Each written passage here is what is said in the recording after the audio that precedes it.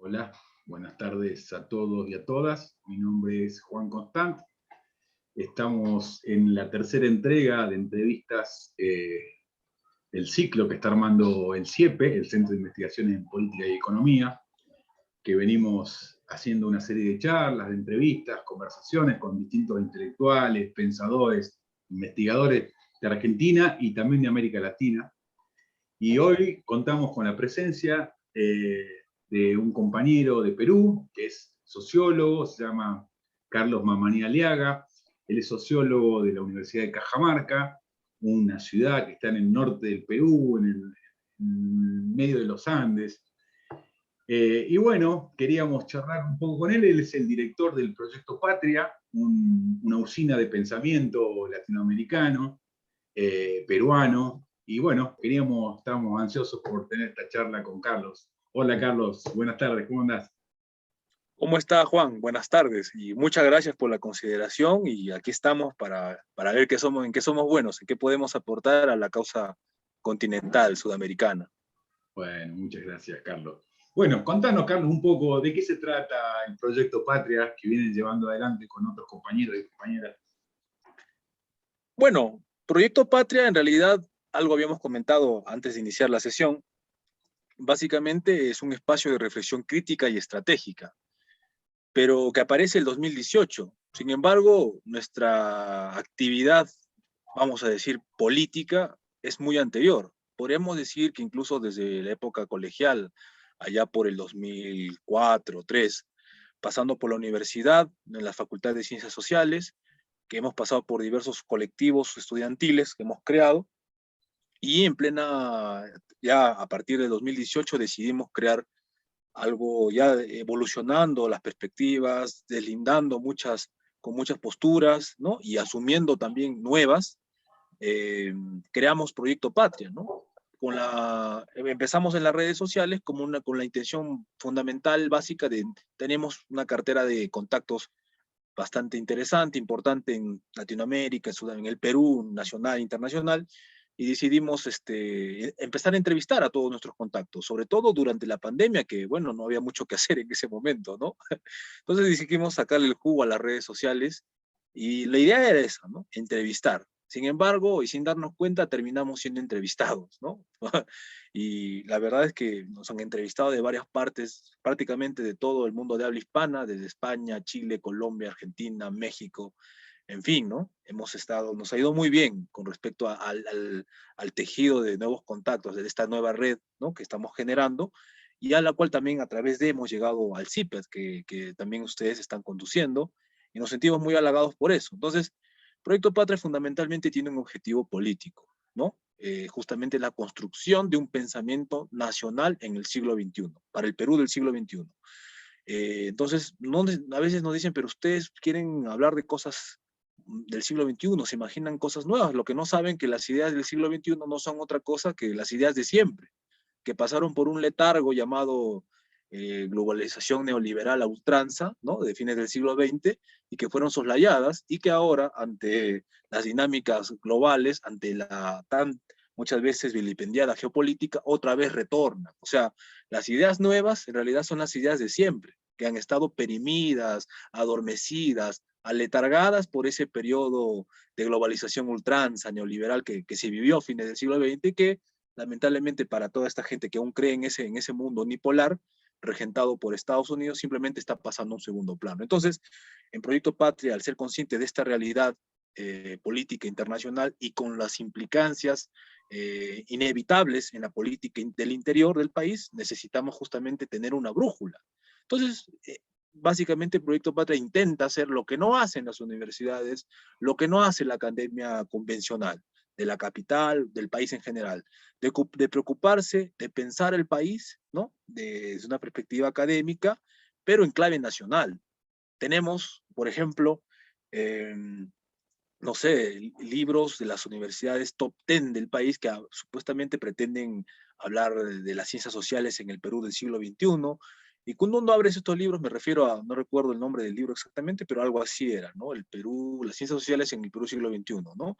Escrito, entre comillas, por la creminata de la intelectualidad capitalina que ha hegemonizado las ciencias sociales y que bueno, tienen marcos o poseen marcos, manejan marcos bastante cuestionables desde nuestro entender, ¿no? Cuando uno abre sus libros, ¿no? Lo primero que te dicen en su presentación es que este trabajo, ¿no? Su trabajo se ubica, se enmarca dentro de un esquema postnacional, postestatal, ¿no? O sea, más postmoderno que eso no puede existir, simplemente, ¿no?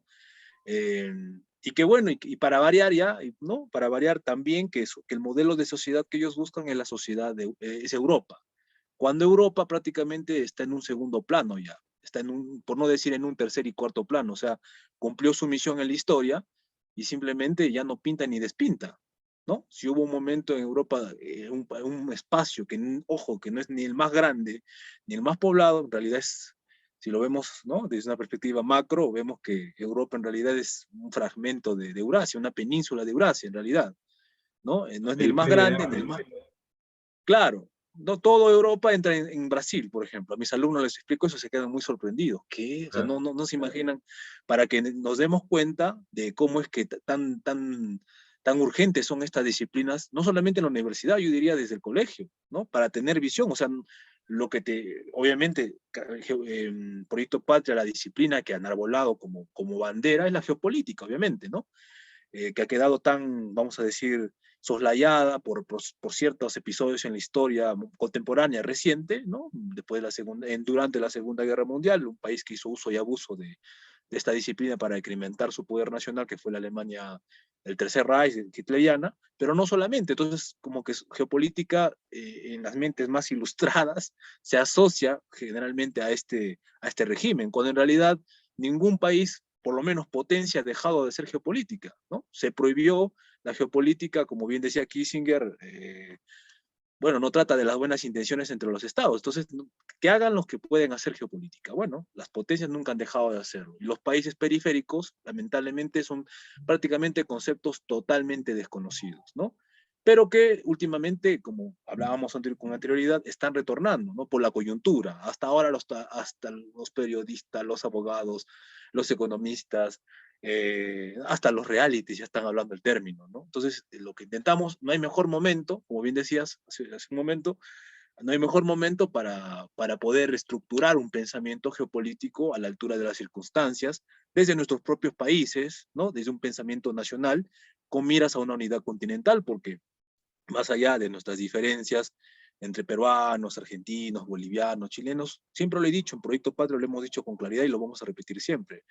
Entre sudamericanos, hispanoamericanos, nuestras diferencias no pueden ser absolutas, son relativas, siempre van a ser relativas, ¿no? O sea, no puede ser un sudamericano, no puede ser extranjero del todo para otro sudamericano. Entonces, desde esa perspectiva, nosotros intentamos también dar un mensaje continentalista, ¿no? Abordar las perspectivas, abordar el pensamiento, vamos a decir, desarrollar un pensamiento nacional en el Perú del siglo XXI, retomando esas viejas categorías que habían entrado en desuso, que están retornando, para ubicarnos nosotros en el contexto que estamos entrando, ¿no? A la multipolaridad, ¿no? Y esto quisiera un paréntesis explicarlo, sencillamente, ¿no? La unipolaridad, antes de una multipolaridad hubo una unipolaridad, y antes de una unipolaridad hubo una bipolaridad, ¿no? Nos tendríamos que remontar tras la Segunda Guerra Mundial, 1945, se inicia la OTAN, ¿no? Las potencias occidentales con Estados Unidos a la cabeza desarrollan este pacto militar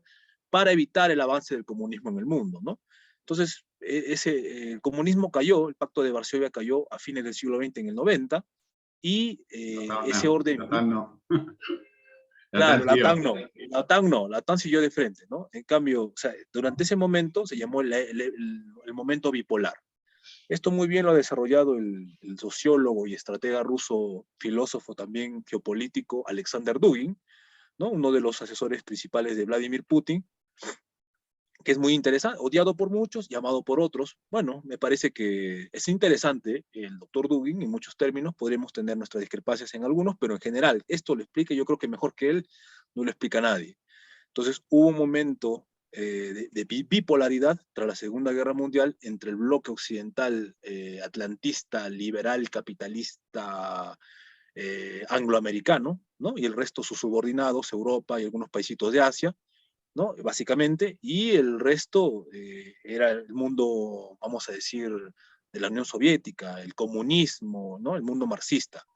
Ese orden bipolar se va a romper a fines del siglo XX cuando implosiona la Unión Soviética. Sin dar un tiro, cae la Unión Soviética, ¿no? Ese país colosal que había asignado la política exterior mundial, ¿no? Y las políticas globales a lo largo del siglo XX, ¿no? Fue un hecho, al decir de muchos, la catástrofe geopolítica más importante del siglo, yo diría incluso de la historia de la humanidad, ¿no? En ese momento queda un solo polo, queda el polo liberal capitalista, ¿no? Del mundo libre, vamos a decir, entre comillas, mundo libre, claro está.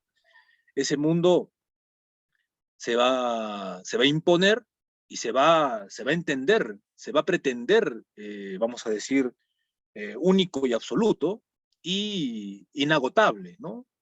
Como todo imperio siempre piensa que va a ser eterno, ¿no? Los romanos pensaron que iban a ser eternos, los mucho más modernos, la Alemania Nacional Socialista también pensó que iba a ser de los 1000 años. Bueno, el imperio norteamericano, el imperialismo norteamericano, anglosajón, angloamericano, pretendió también ser eterno. Es allí que en ese momento, justo caída la Unión Soviética a inicios de los 90, el gran ideólogo, el gran, vamos a decir, teórico de esta unipolaridad va a ser Francis Fukuyama, ¿no? Que a su modo va a recoger las tesis hegelianas, las va a mezclar con un poco de Popper y va a darle forma al fin de la historia. Al fin de la historia y el último hombre. Ese libro tan famoso, ¿no? Que, bueno, que mucho se ha repetido y poco se ha leído, y que básicamente el mundo iba a ser signado o ordenado en función al trípode elemental, básico que él consideraba, ¿no? La democracia liberal, el como forma de, ¿no? Modelo político, como economía, el capitalismo, ¿no? Y en lo acioético, vamos a decirlo, el individualismo, ¿no? Vamos a decir, ¿no? Sobre ese trípode se iba a erigir el mundo unipolar regentado por Estados Unidos, que era el fin de la historia y del último hombre, obviamente, ¿no? Lamentablemente las ensoñaciones fukuyamescas, claro, no tuvieron mucho tiempo de duración. O sea, si uno ve que son 30 años, un poco menos en la historia de la humanidad, es absolutamente nada, ¿no? Fue un pestañeo, y ni siquiera eso, creo yo. Y durante ese pestañeo, ¿no? Se vivió de globalización ultranza, regentada por los Estados Unidos y el modelo neoliberal y la democracia liberal, va a intentar de imponerse esto al mundo, ¿no? Que la democracia sea una cuestión universal, ¿no? Que tan demócratas sean los chinos como los peruanos, como los suecos, qué sé yo, ¿no? Todo el mundo que entre en esto y que no hay ningún problema. Desconociendo en el proceso las idiosincrasias, las tradiciones, el sentir, el estar y el ser de cada pueblo, el etos de cada pueblo en el mundo, ¿no? Realmente eso va a ser totalitario, es totalitario, pretender formas determinadas de entender el mundo, cosmovisión determinada para todos, ¿no? Todo el mundo tiene que pensar de tal forma, tiene que manejarse sin política, tiene que manejarse sin economía, tiene que manejarse así en la moral, en la ética. O sea, lo que se denominó en raptos ya prácticamente de locura, ¿no? Como gobierno mundial, ¿no? Al cual han abonado diversas mentes cientificistas, digamos, incluso no es nuevo el tema, ¿no? Bertrand Russell en 1930 en The Scientific Atlas ya nos hablaba, ¿no? De un gobierno mundial. En los 50 también, The Impact of Science on Society también nos habla de eso, ¿no? El impacto de la ciencia en sociedad nos habla de un gobierno mundial. O sea, siempre ha sido una idea bastante totalitaria, porque no hay nada más totalitario que afiliarse o pretenderse un gobierno mundial. O sea, ¿qué implicaría un gobierno mundial? Un poder mundial. Y quienes lo dicen, curiosamente, se jactan de ser defensores de la libertad, ¿no? Esto es lo más curioso, ¿no? O sea, lo más paradójico es que quienes te dicen o se enarbolan como neoliberales son justamente aquellos que abogan y que propugnan un gobierno mundial de estas características, que traducido sería lo que se ha denominado como gobernanza, ¿no? Que ha llegado a la academia. Una cosa, Claro, una palabra amistosa cosa, para llamar globalismo financiero muy angloamericano. bien. No, es claro, no es un eufemismo para no decir lo que tú has dicho, ¿no? Y Claro. que no es nuevo, o sea, no son ideas nuevas. Si esto lo remontamos ya en términos filosóficos, podríamos ir hasta Immanuel Kant, ¿no? El gran pensador alemán, el gran ilustrado del siglo XVIII. Él va en un pequeño libro, ¿no? La historia como progreso, ¿no? No recuerdo un poco el nombre es un poco largo, pero la idea era eso, ¿no? Como un fin cosmopolita, en que todos somos lindos iguales, que prácticamente los estados están desarmados, y que bueno, y eso presupone desde luego, desde ya, un poder supranacional, supraestatal, que va a venir justamente a imponer todo eso en el mundo, ¿no? Porque eso no diría bueno, evidentemente no estoy en las líneas del liberalismo, sin embargo, es importante leer a los liberales, a los clásicos sobre todo, que hay mucho que aprender, y contemporáneos del mundo hispano se me ocurre a Dalmacio Negro Pavón, ¿no? Un gran liberal, se considera así, aunque los liberales cuando lo leen, los contemporáneos lo miran como algo, como un fascista, le han dicho incluso, pero sinceramente, más allá de todo lo que se le pueda decir, él va a ser muy claro cuando él dice, o sea, eh, una de las cosas fundamentales del conflicto es justamente la libertad. Sin libertad no puede haber conflicto. Entonces, un mundo sin guerras simplemente es sinónimo de qué cosa? Un mundo sin libertades. Un mundo de esclavos prácticamente que sean incapaces de sublevarse, ¿no? Entonces eso entronca también con todas ahora, por ejemplo, siempre, ¿no? De Siempre. alguna manera, Carlos, que con esto que decís se me viene hace poco, escuché el Papa Francisco se juntó con el líder ortodoxo Kirill y dijeron, las guerras son todas injustas, pero necesitamos una paz justa, ¿no? Con esto lo pensaba cuando hablabas de un mundo sin guerras, pero sin libertad también, ¿no? Claro, claro, claro. O sea, claro, sí, sí, tal cual. Ejemplificas bien lo dicho por este Carlos, pensador español. entonces, desde el instituto, desde el grupo, desde el proyecto Patria, perdón, plantean una afirmación académico-política del pensamiento nacional peruano y latinoamericano en el Mm, Perú. sí, esa es básicamente nuestra intención. Y sintomáticamente, Proyecto Patria nace en provincia, no nace en la capital, nace en provincia, nace en Cajamarca, una ciudad que tú por historia debes conocer, donde por primera vez, yo siempre lo he dicho, es una ciudad fundacional, no solo del Perú, yo diría de toda nuestra ecúmena iberoamericana, hispanoamericana, ¿no? Es acá donde se encuentran españoles e incas, y bueno, cae un imperio, se inicia otro, cae un pueblo y se inicia otro pueblo, y en Cajamarca mejor que nadie lo sabemos, ¿no? Entonces, es muy sintomático esto. Es también un intento por pensar desde provincia al país, porque mucho se piensa el Perú mucho, generalmente siempre se lo piensa desde la capital.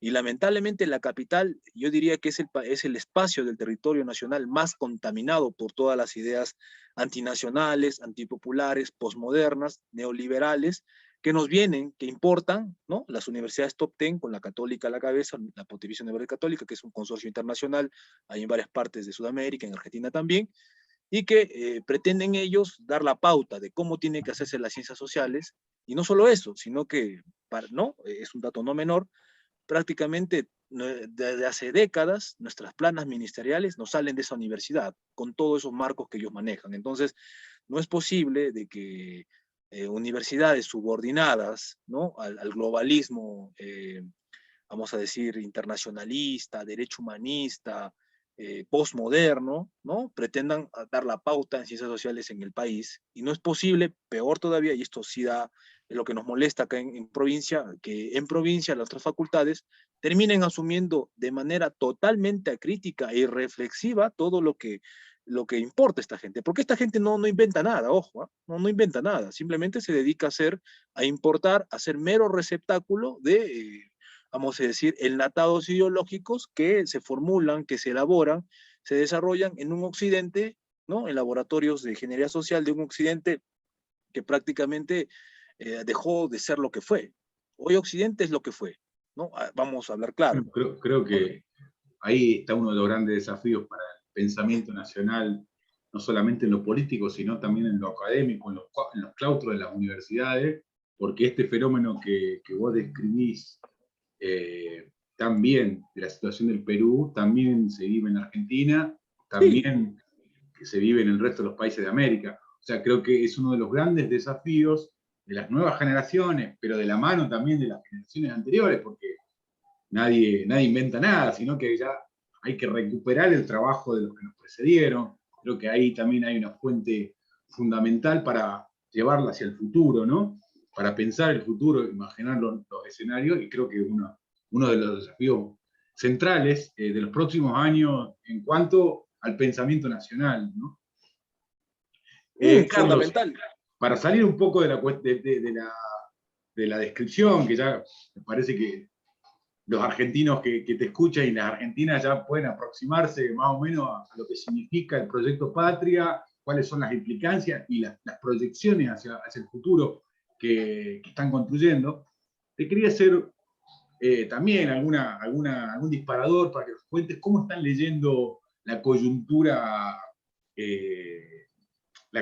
global, la situación en Europa del Este, y qué escenarios imaginás para América Latina y para el Perú en específico, con lo que está pasando en el conflicto de Ucrania específicamente, ¿no? Sí, en efecto. Antes de contestar esa pregunta, Sí. Terminamos con este primer bloque, Perfecto. con eso último que decías que me parece bárbaro, ¿no? La voluntad de recuperar a nuestros pensadores nacionales. Como habíamos dicho en un momento de esta entrevista, un momentito, está sonando esto. Sí, dale, tranquilo. Ya, la ventana, si no suena. Bueno, en efecto, en un momento dije que las ideas del siglo XXI, las ideas nacionales del siglo XXI, en clave nacional popular, no son tan nuevas que digamos. En realidad son las mismas de siempre, que retornan con fulgurante violencia, lamentablemente, ¿no? Pero no se pueden constatar a lo que está, vamos a decir, innato en los pueblos, ¿verdad?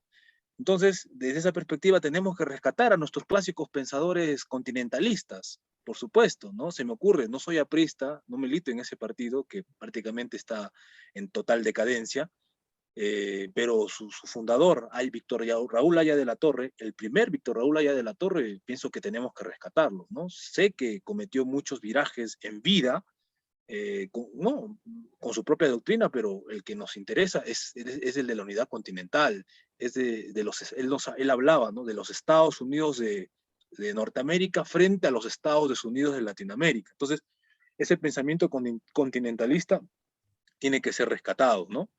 Se me ocurre Mariátegui, reinterpretarlo a la luz del siglo XXI, porque mucha gente lo cita, mucha gente vamos a decir, se pretende mariateguista o en nombre de, pero no, yo estoy seguro que si Lo Mariátegui... reactualiza y lo pone en función de la realidad. Claro, si Mariátegui estuviera con vida, simplemente los fulminaría en el acto con la mirada, ¿no? O sea, diría, ¿qué están haciendo, no? Él estaría de nuestro lado, definitivamente. González Prada, y entre otros pensadores que hemos tenido, ¿no? Por decir los más importantes. Claro. Y bueno, básicamente eso. Y ahora, para contestar a esa pregunta respecto al panorama internacional, el conflicto ruso-ucraniano, bueno, lo primero que tenemos que decir y ser claros acá es que no se trata de un conflicto entre Rusia y Ucrania. Bueno, en realidad esa es la pantalla. En realidad es un conflicto mucho mayor. Es un conflicto entre dos superpotencias que conforman el triángulo estratégico del siglo XXI. El triángulo estratégico del siglo XXI, el Olimpo geoestratégico, va a decir el doctor Jalife Rame, es Estados Unidos, Rusia y China. Cada uno con sus, vamos a decir, sus propiedades, vamos a decirlo, ¿no? China tiene una proyección exterior geopolítica en base al poder económico. De hecho, ya no es Estados Unidos la primera potencia económica. Tras la Segunda Guerra Mundial, buena parte de la segunda mitad del siglo XX, Estados Unidos poseía aproximadamente el 50% del PBI mundial. A la actualidad es menos del 25%. Todo eso se ha trasladado al Asia, a Eurasia precisamente, ¿no? Y China es el gran, vamos a decir, acaparador, acumulador de este PIB global en la actualidad, ¿no? Sin ir muy lejos, mientras Estados Unidos tiene inversiones en la región Hispanoamérica de entre más o menos 12, un 15%, China ya tiene casi 32%, o sea, vemos que el mundo ya no es el mismo. Algo así como 150.000 millones de dólares en los últimos 15 años. Aproximadamente. Entonces, desde esa perspectiva, evidentemente el mundo ya no es el mismo ni de la era bipolar, ni tampoco, ni de la Guerra Fría, y menos aún de la posguerra fría, que fue los 90, ¿no? Mucha gente se siente muy orgullosa porque ha superado la Guerra Fría, pero no se da cuenta que se ha quedado en la posguerra fría, se ha quedado en los 90, ¿no? Y bueno, y todavía mucha gente no aterriza al siglo XXI, que le es muy difícil darse cuenta del mundo en que estamos atravesando, ¿no? Donde el gran hegemón unipolar, atlantista, anglosajón, que es Norteamérica y sus subordinados, básicamente está pasando a un segundo plano. A veces la gente nos malinterpreta y piensa que estamos diciendo que Estados Unidos ya no es potencia. No estamos diciendo eso. O sea, sigue siendo potencia, evidentemente, pero ya no es una potencia indiscutible como pretendía, bueno, como lo fue y que actualmente pretende seguir siendo, pero ya no puede hacer eso más, Es un actor lamentablemente. dominante, pero no hegemónico. Exactamente, ¿no? Exactamente. Entonces ya no es la primera potencia económica, lo es China. Ahora, con Rusia. Bueno, Rusia, con la llegada, bueno, tras la catástrofe, la debacle que significó la caída de la Unión Soviética, pasó por momentos muy terribles, ¿no? Bueno, en realidad Rusia siempre ha sido, nos parece, un pueblo con una historia bastante sacrificada, ¿no? No solo en la modernidad, desde la época medieval, incluso yo podría decir, siempre ha De sido la un país. De la Rus de Kiev. Claro, siempre ha vivido, empezando por esos climas que tienen, me parece que nosotros no sabemos, acá hablan de invierno en, en el Juegan con Perú, osos, juegan con osos. no tenemos idea de lo que es un invierno -20, -30 bajo cero, o sea, no se sabe, no tenemos idea de lo que es eso, ¿no? En cambio, siempre ha sido un pueblo muy sufrido, me parece a mí, el pueblo ruso, ¿no? Empezando por esos detalles, por la historia. Y el siglo XX, bueno, la revolución que costó mucha sangre también, cae la Unión Soviética, y se inicia un proceso de humillación para Rusia, ¿no? Un proceso vamos a decir, un periodo de estigmatización, de humillación y de subordinación frente al hegemón Y de que ganó la guerra. balcanización, ¿no? Y de Claro, balcanización de los se, satélites que conformaban la Confederación Soviética. se cayó todos los satélites. Bueno, se independizaron, pero no solamente eso, se quiso también balcanizar a la propia Rusia, que es el país más grande del mundo, 10% aproximadamente de la tierra emergida, 20 veces más grande que el Perú, 24 veces, o sea, es como 20 millones de kilómetros cuadrados aproximadamente, y se quiso fragmentar, estuvo al borde de la fragmentación territorial, de la desaparición, ¿no? O sea, de dejarse de llamar Rusia y convertirse en varios estados, repúblicas, obviamente mucho más manejables que un gran espacio de esas dimensiones, ¿no? Que continental, ¿no? Un imperial incluso, yo podría decir. Entonces, ese momento de humillación inmediatamente fue revertido desde la llegada de Vladimir Putin al poder, ¿no? Mucha gente dice que es un hipócrita, mucha gente dice que se trae cosas bajo, ¿no? Que no muy esclarecidas. Bueno, seguramente no voy a decir que no lo conozco, pero lo que puedo ver es lo que puedo ver. Y encontró una Rusia donde muchos oficiales de la Unión Soviética pedían limosna en Moscú, esa fue la Rusia que él encontró, ¿no?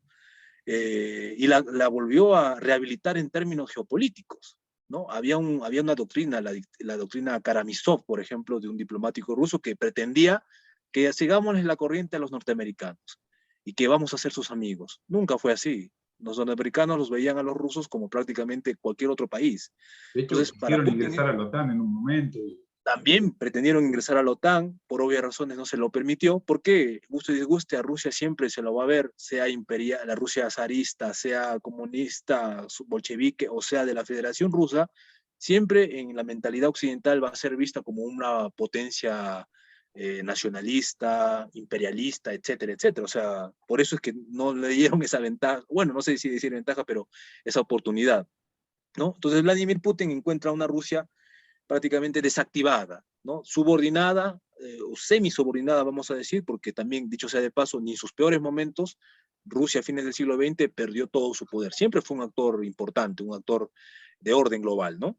Y con Putin, como menciono, esto empieza a cambiar. Se da cuenta de que se tiene que rehabilitar en términos geopolíticos a Rusia y eso es lo que va a hacer. Va a tomar posesión después del nefasto mandato del Yeltsin, ¿no? Él va a asumir y a partir del manejo de los recursos desde el Estado, ¿no? Va a empezar a darle con todo al tema estratégico, ¿no? Si algo se respeta del mundo ruso es que la perspectiva estratégica nunca ha sido ajena a sus dirigentes, desde los zares, desde los bolcheviques y la actual Federación Rusa, ¿no? Claro, y que no Y tiene que ver entonces con las Rusia, personas que conduzcan el Estado, sino con el proyecto nacional claro, es lo que tanto consolidado falta. en sus organizaciones libres del pueblo. Exactamente, eso es lo que más admiramos en Proyecto Patria de Rusia, justamente eso, ¿no? Y lo que más nos interesa en nuestra forma de construir también acá, ¿no? Ese pensamiento de estadistas, ¿no? Nunca me cayó bien Winston Churchill por obvias razones, pero decía cosas muy importantes. Cuando él decía, mientras los políticos piensan en ganar en elecciones, los estadistas están pensando en las futuras generaciones, como decíamos, ¿no? A 30, 40, 50, 100 años. ¿No? Eso es lo que falta lamentablemente en nuestros países, ¿no? Lamentablemente la democracia liberal no nos juega a favor, ¿no? Y claro, yo creo que la democracia liberal no es para todo el mundo. De repente bien les ha funcionado a los anglosajones, a los norteamericanos, qué sé yo, los felicitamos, pero definitivamente en 200 años de ficción demoliberal en estas partes, en nuestras latitudes, no ha traído mucho. Entonces, volviendo al tema de Rusia, se rehabilita Rusia como superpotencia militar, no como superpotencia económica, ¿no? En muchos términos, Rusia tiene problemas también parecidos a los nuestros. Sin embargo, con todos esos problemas y lo que es lo que llama la atención, puede hacerle frente, puede hablar de tú a tú con Estados Unidos y con China, ¿no? Eso es algo que país de estas latitudes lo puede hacer, y no creo que nadie, ¿no? Entonces, el tema estratégico militar ha sido fundamental y es lo que mucha gente no entiende. En cuanto Rusia descuide esa cuestión estratégica, simplemente va a pasar, va a dejar de ser Rusia. Claro. ¿No? Y ahí entra la OTAN. Y por último, Estados Unidos, que es el otro actor estratégico del siglo XXI, es un país que todavía tiene, sí, es su economía un poco debilitada, pero todavía sigue, lo hace, todavía puede hacer mantenerlo como potencia. Ya digo que fue superado por China. En lo militar también se ha descuidado, ¿no? Los rusos con, eso es lo que llama la atención. Esto es lo que digo, no lo digo porque he leído a un autor ruso o a un autor chino, simplemente leer a los propios americanos.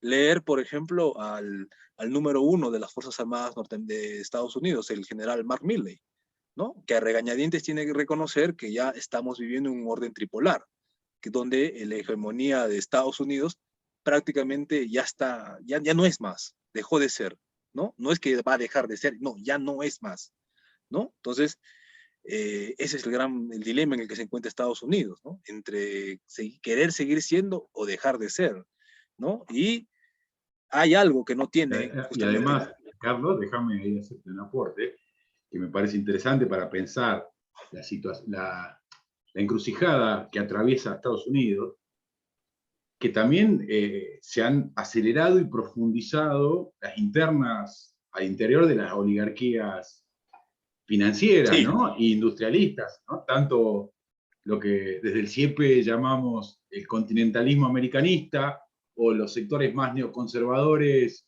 ligados a lo que es el cinturón del óxido, ¿no? Expresado políticamente por Trump, que nos ponen en un escenario de balcanización, perestroika norteamericana y una posible guerra civil.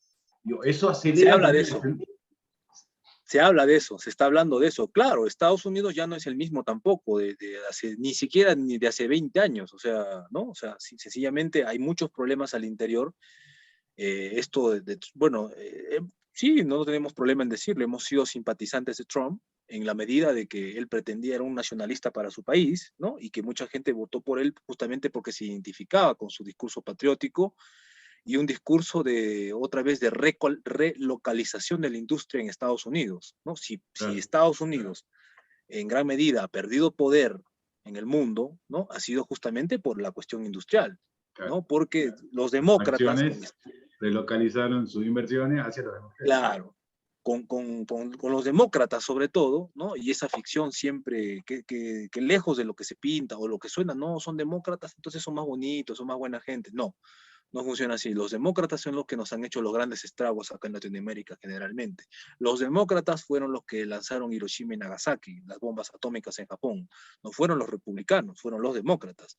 Y los demócratas tienen, ¿por qué hacen eso? ¿Por qué han hecho eso? Porque tienen esa idea mesiánica de que ellos van a llevar, pues tienen que llevar el modelo liberal, demoliberal al mundo, y quien no esté a favor de eso o que se oponga a eso simplemente tiene que ser barrido, ¿no? Esa ha sido la ideología del Partido Demócrata, y uno de sus presidentes o de sus representantes más nefastos, a mi entender, ha sido Obama, ¿no? Que desangrando Oriente Medio con todas las tropas norteamericanas allí, como es el imperio de la ficción, se le dio el Premio Nobel de la Paz, ¿no? Entonces, podemos darnos cuenta de muchas cosas allí. Entonces, volviendo al tema, Estados Unidos tiene algo que no tienen ni los rusos ni los chinos. Mientras los chinos ya lo superaron en lo económico, los rusos en lo militar, los estadounidenses tienen algo que no tienen todavía ni los chinos ni los rusos, el mundo euroasiático, algo que no tiene el mundo euroasiático, Hollywood, los medios, el más media. Eso es algo que todavía no tiene, y es a partir de que ahora justamente con esta guerra se nota con más claridad.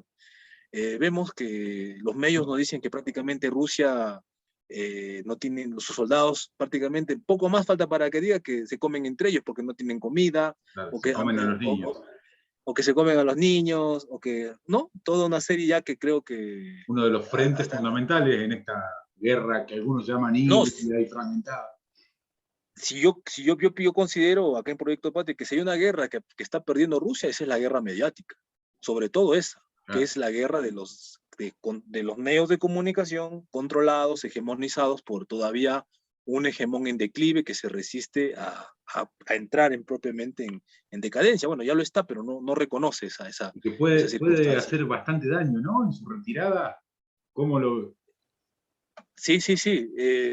Nosotros consideramos que va a ser así. Es como el tigre herido es cuando más daño hace, dice el dicho, ¿no? Entonces, en estas circunstancias, lo hemos dicho en una carta que el periodista Víctor Tarnowski nos solicitó Sí, la para he leído, hoy justamente la he leído. hacérsela llegar a Vladimir Putin, y ahí decimos, ¿no? Justamente que brindamos nuestro apoyo a Rusia, y también vemos que en esta lucha, en este cambio, en este tránsito al orden multipolar, ya no unipolar, sino de varias potencias, de múltiples potencias, Estados Unidos va a sembrar el caos, el terror y la muerte, y bueno, prácticamente es eso que es lo que se está dando, ¿no? Y Ucrania, que no se confunda. Sí. No, te escucho, perdón. Y Ucrania, que no se confunda la gente, o sea, no es el tema acá entre Rusia y Ucrania, el tema acá de fondo es entre Rusia y Estados Unidos, el mundo, la emergencia del orden multipolar eurasiático, Rusia-China, y el declive del orden unipolar atlantista encabezado por Estados Unidos y sus subordinados occidentales. Entonces, ese es el marco panorámico que consideramos el más adecuado para interpretar esto. Visto esto desde esta perspectiva, simplemente Ucrania, uno cae en cuenta de que no pinta ni despinta en la ecuación. O sea, los intereses ucranianos pesan poco o nada realmente en la ecuación geopolítica que hoy día se está viviendo en el este de Europa, que dicho sea de paso ha sido una región históricamente convulsionada, no es una placa geopolítica que siempre ha estado en constante fricción, porque lamentablemente para Ucrania, bueno, Bielorrusia no se hace problema porque Bielorrusia al parecer, está leyendo bien la historia y sabe que el futuro de los pueblos eslavos del noreste de Europa es con Rusia, no contra Rusia, ¿no? Lo he entendido perfectamente. Ucrania, por ciertas características propias de su historiografía, no nos olvidemos que lo que no dicen los medios, por ejemplo, de comunicación, que Ucrania prácticamente está plagado, el gobierno y la sociedad y el Estado, por grupos paramilitares neonazis, ¿no? Sí. Que son vandalismo racialista prácticamente, básicamente Han eso, ¿no? operado muy fuerte las fuerzas globalistas en Ucrania, ¿no? Ya desde el 2004. Eso es lo que... tengo un amigo, César Erasmo, que le mandamos saludos, miembro del Proyecto Patria, el secretario de este Mandamos saludos. emprendimiento, y él siempre dice algo, ¿no? Que siempre lo utilizo porque cae a pelo con estas circunstancias.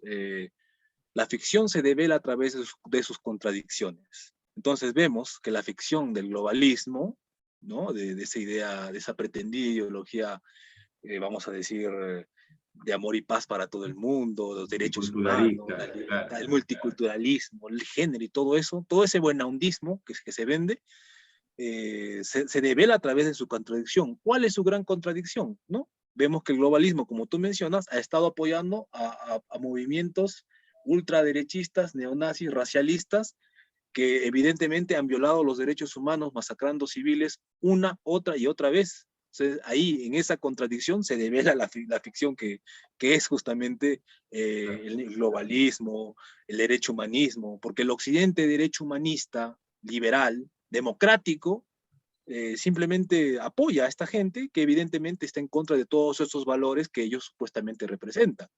Y aquí tenía mucha razón Bashar al-Assad, ¿no? Bashar al-Assad decía, Estados Unidos no tiene amigos, o sea, no tiene enemigos propiamente, dice, ¿no? O sea, si es el Estado Islámico, si son neonazis, no, si van a apoyar a su causa, no importa que sean neonazis, no importa que quemen viva a gente como lo han hecho, ¿no?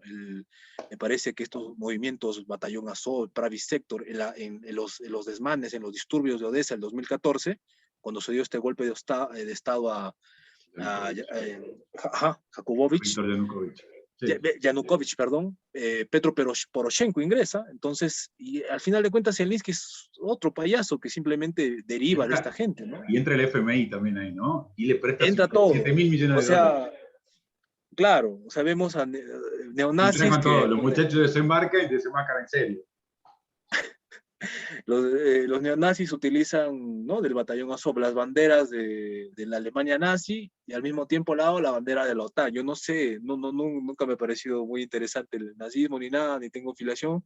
Sin embargo, yo no sé qué hubiera pensado Hitler al respecto, ¿no? De ver a gente que se tatúa su rostro, se pone las esvásticas y, ¿no? El sol negro, toda esa simbología ocultista, esotérica del nazismo, y al mismo tiempo colabora con la OTAN, ¿no? Con las potencias occidentales, que dicho sea de paso, y vuelvo a repetir, prácticamente toda la vida nos inculcaron y abominaron de Hitler y del nazismo. O sea, ahora, en esta de alguna manera, Carlos, vos fíjate que coartaron con este discurso ideológico, que quién no va a criticar a las atrocidades del régimen nazi, claro, de ahí coartaron cualquier posibilidad de proyecto nacional soberano también, ¿no? Cualquier nacionalismo era visto como exacto, ¿no?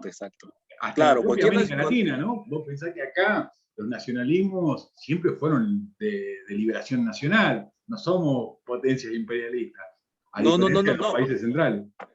Esa es la gran diferencia, eso es la gran diferencia. A mucha gente se le va, incluso a colegas míos, no, nacionalismo, Hitler era nacionalista, Stalin era nacionalista.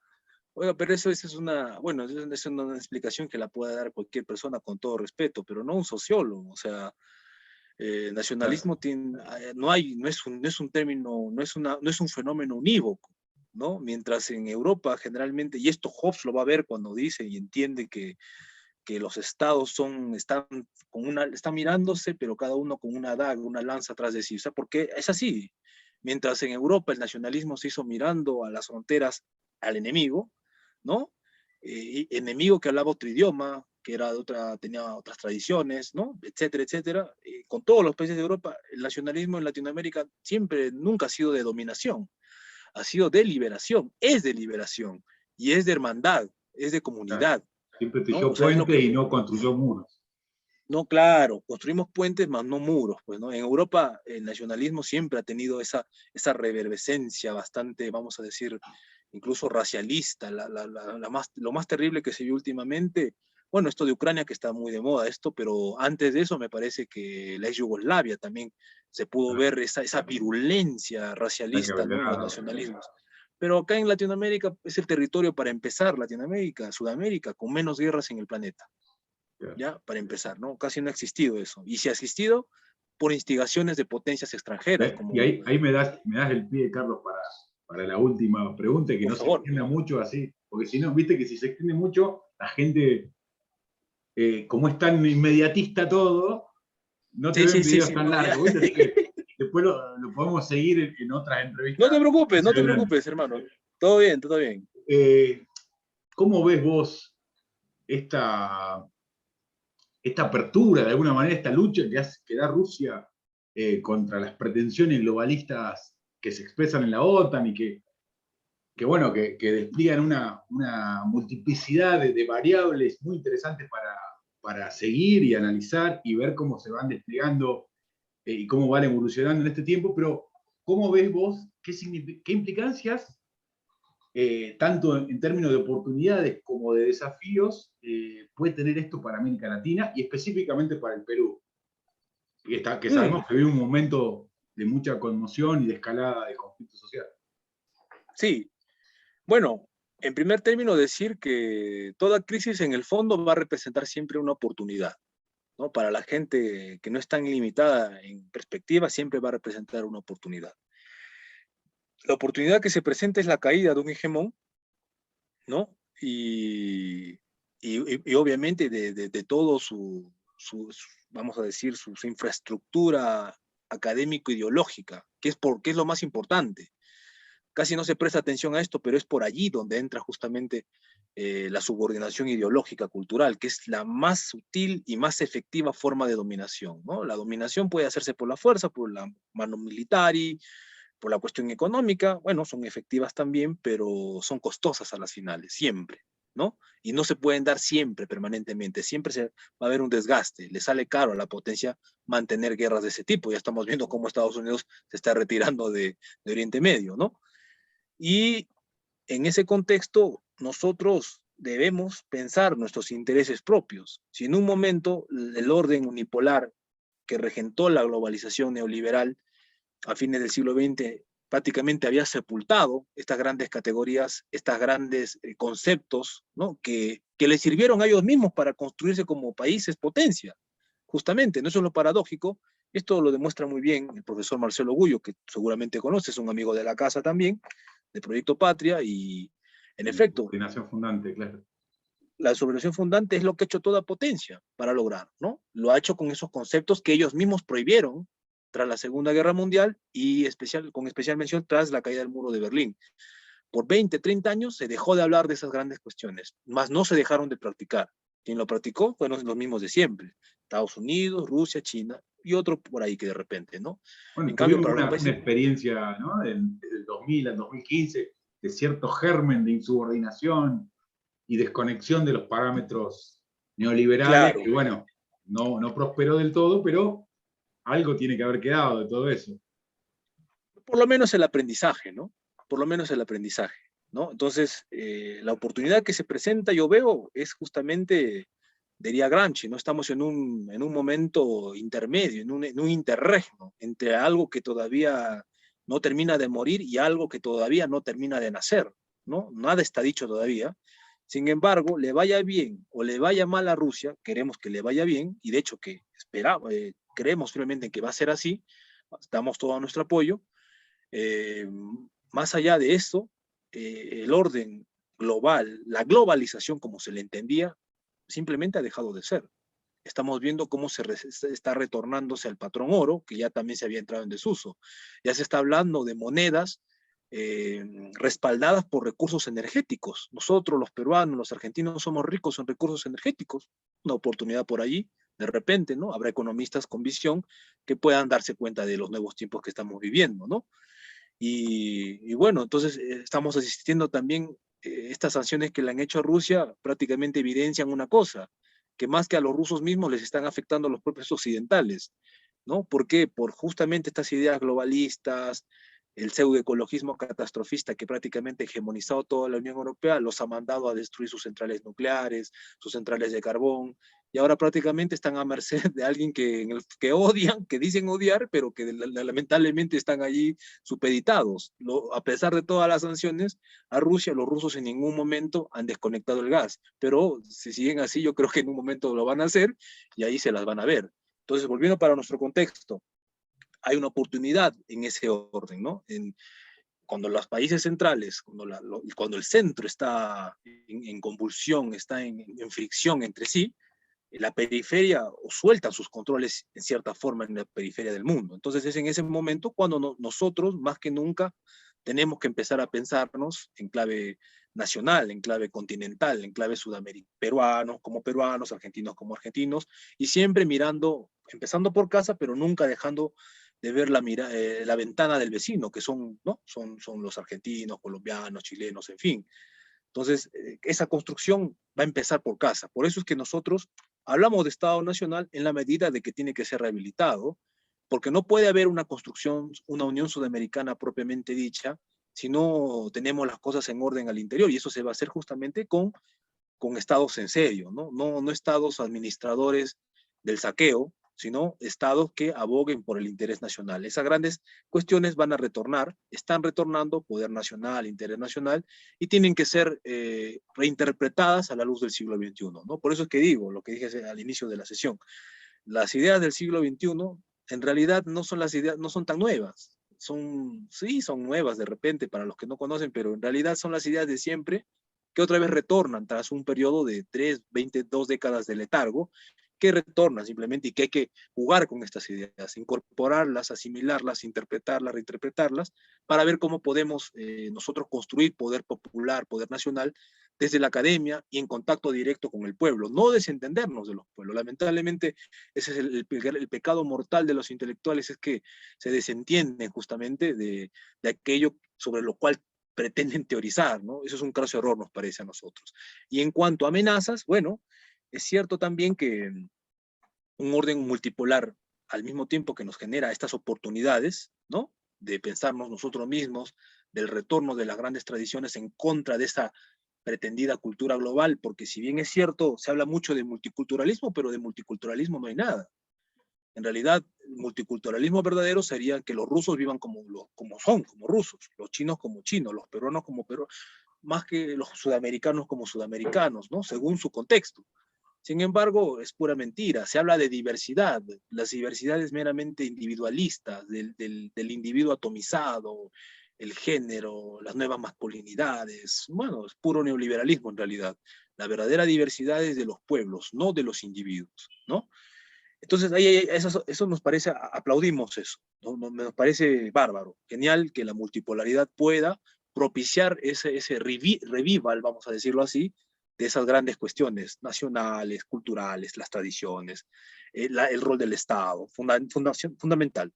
Pero al mismo tiempo también somos conscientes de que un orden multipolar, por el mismo hecho de que es multipolar, incluso se podría cuestionar el término de orden, se lo podría poner entre comillas porque no va a ser tan ordenado que digamos, ¿no? Potencias múltiples compitiendo por hegemonía mundial implica per se ya un desorden, ¿no? O sea, es un desorden en el que estamos, no estamos entrando en un orden. El orden es el orden del desorden en el que estamos entrando. Me puede gustar, no me puede gustar, pero es una realidad. En ese contexto, más que nunca tenemos que pensarnos con brújula, ¿no? Tener un norte en nuestros países, como Perú, Argentina, y también como región, ¿no? También nunca olvidar que, como diría, nunca fue muy seguidor de Mujica, la verdad, pero decía algo muy cierto, ¿no? Los imperios son imperios y los imperios nos perdonan, ¿no? Entonces hay que pensarnos también siempre así. Los chinos tienen sus intereses, obviamente, los respetamos, claro, los rusos también, pero nosotros también, como sudamericanos, peruanos, argentinos, chilenos, brasileños, también tenemos nuestros intereses.